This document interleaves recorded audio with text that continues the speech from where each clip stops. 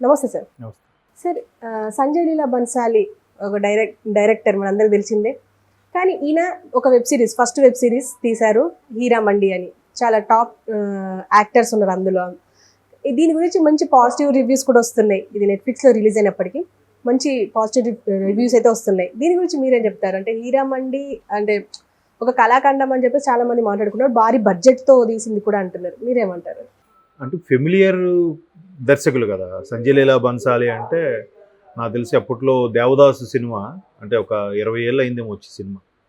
అసలు షారుఖ్ ఖాన్ని పెట్టి ఒక కొత్త కోణంలో దేవదా క్యారెక్టర్ని షారుఖ్ ఖాన్ పెట్టి, పార్వతీ క్యారెక్టర్లో ఐశ్వర్య రాయ్ని పెట్టడం, తర్వాత అలాగే చింతామణి క్యారెక్టర్ మాధురి దీక్షిత్. అప్పట్లో అంటే చాలామంది తెలుగు ఫస్ట్ దేవదాసు సూపర్ అంట. ఎందుకంటే అక్కినేని నాగేశ్వరరావు గారు చేసిన దేవదాసుకి ఇప్పటికీ ఫిల్మ్ ఇన్స్టిట్యూట్లో దాన్ని ఒక రోజు లెసన్గా వేస్తారంట.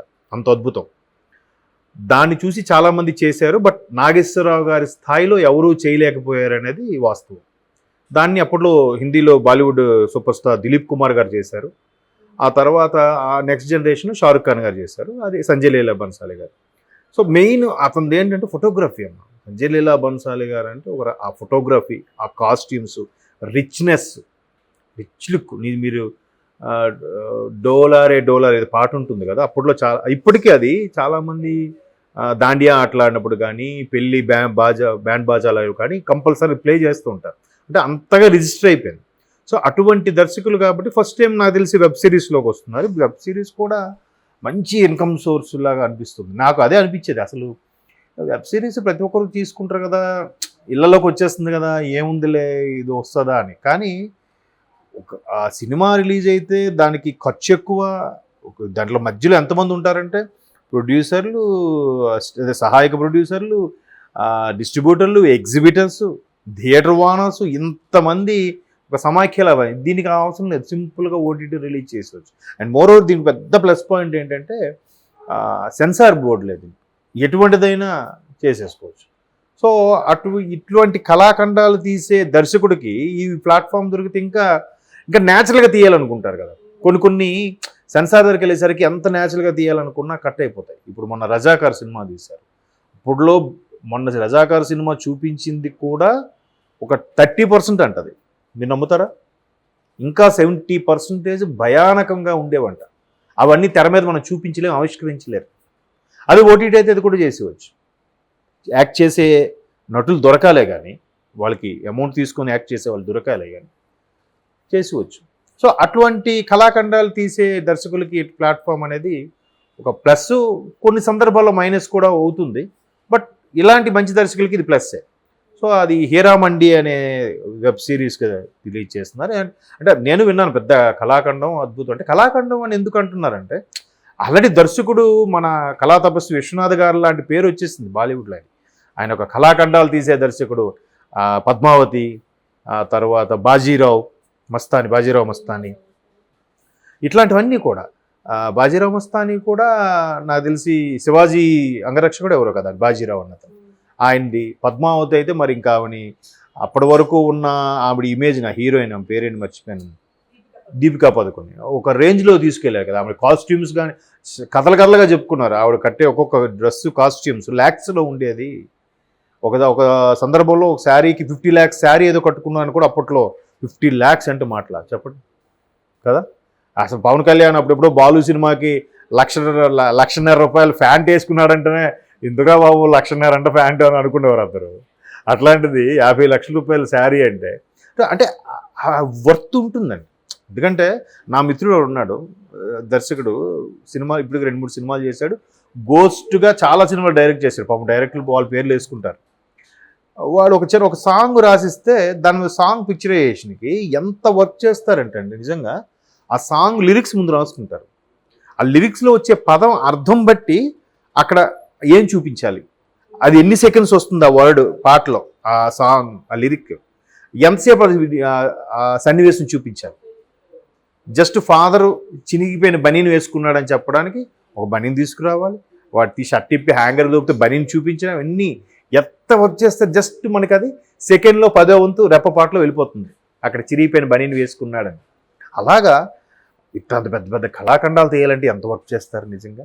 అందుకు అటువంటి సంజయ్ లీలా బన్సాలి లాంటి దర్శకుల్ని హ్యాట్స్ ఆఫ్ చెప్పాలి. చాలా అద్భుతం కళాఖండగా. అయితే ఇక్కడ మాత్రం ఒక వేశ్యలకు సంబంధించిన స్టోరీ కాబట్టి అందరిలో కూడా ఒక యాంగ్జైటీ క్రియేట్ అయింది. అంటే పాకిస్తాన్లో లాహోర్లో ఉండే ఒక ఏరియా పేరంటది. ఆ ఏరియా ఒకప్పుడు నవాబులు బ్రిటిష్ వాళ్ళు అప్పుడే ఈస్ట్ ఇండియా కంపెనీ ద్వారా ఎంటర్ అయిన బ్రిటిష్ వాళ్ళు పరిపాలనలో భాగంగా ఉన్నప్పుడు ఆ నవాబుల్ని బ్రిటిషర్స్ని గుప్పిట్లో పెట్టుకునే ఒక వేశ్య లీడరు, ఆ లీడర్ అండర్లో ఎంతమంది ఉంటే ఎంతమంది అందగత్తులతో ఎంతమందిని తన చుట్టూ తిప్పుకుంది అనేది వాళ్ళు ఇప్పుడు జనరల్గా చాలా సినిమాలు కూడా చూస్తుంటాం. మొన్న ఇది వచ్చింది కదా, ఏంటది, నాని ఉన్ను ఆమె పేరు సాయి పల్లవి సినిమా వచ్చింది చూసారా, ఆయన అందులో విప్లవకారుడుగా రైటర్గా రాస్తాడు కదా, అందులో కూడా అంతేగా దేవదాసుగా చేసింది.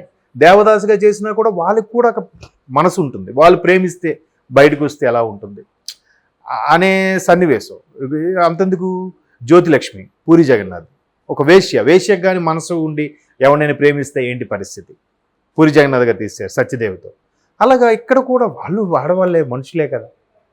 అట్లాగా ఒక 80 అరడజన్ మంది వేశ్యలకు సంబంధించిన స్టోరీని ఒక్కొక్కరిని ఇష్టపడితే ఎవరి జీవితం ఎటు డైవర్ట్ అవుతుంది. మరోవైపు పూర్తిగా టెక్నాలజీ కానీ పూర్తిగా బ్రిటిష్ వాళ్ళ కబర్నాస్తాల్లోంచి బయటికి రాకపోవడం కానీ అలాంటి పరిస్థితుల్లో బిఫోర్ ఇండిపెండెన్స్లో ఇటువంటి వేశ్యలు ఉన్నప్పుడు దానికోసం ఒకవైపు దేశం కోసం పోరాడేవాళ్ళు, ఒకవైపు రాజ్యం కోసం పోరాడేవాళ్ళు, ఇంకోవైపు ప్రేమ కోసం పరితపించేవాళ్ళు.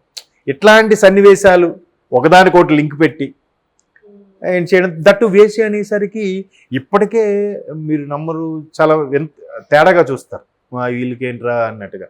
మరి ఆ రోజులు ఇంకెంత కఠినంగా ఉండేది, వాళ్ళని అసలు మనుషులుగా కూడా చూసేవారు కాదు కదా.